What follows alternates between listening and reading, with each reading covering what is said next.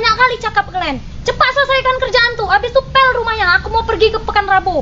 Aku nggak mau tahu. Pokoknya kalau aku pulang belum selesai kerjaan nih, habis kau aku buat. Iyalah, ini kan tak kerjai loh. Mau cari apa rupanya di Pekanrabu sana? Ya mau cari baju raya lah. Tapi Rabu semalam udah beli deh. Itu udah aku pakai tuh wirid yasin. Takkan aku pakai lagi tuh hari raya. Mau aku taruh mana muka aku? Sekalian kakak belikan baju baru untuk Bang Udin ini kak. Aku tengok nggak pernah ganti baju Bang Udin tuh. Itu bukan urusanku, urusan dia. Mau dia nggak ganti baju terserah sama dia.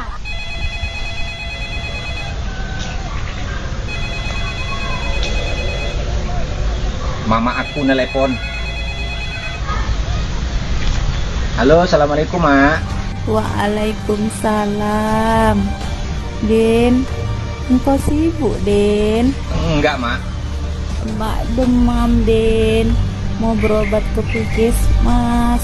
Bisa Udin andakan emak? Oh, bisa mak, bisa. Sekarang Udin ke rumah ya mak ya. Mama aku sakit. Jadi aku mau nganter mama ke puskesmas dulu. Kau siapkan dulu kerjaan rumah nih, baru kau ke sana. Nantilah.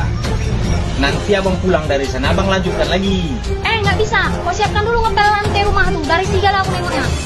Nanti aja lah tuh. Nggak bisa. Kau kerjakan sekarang. Kalau urusan lain, aku bisa tunda untuk kau. Tapi kalau udah panggilan mamaku, kau jangan coba-coba larang aku. Oh, jadi udah berani kau sama aku? Kau dengar ya? Untuk emakku, 7 bini macam kau tuh bisa aku cari gantinya. Tapi satu emakku, sampai kapan pun gak akan pernah ada gantinya. Wah, ini baru hebat abang Bang. Kau dengar ya?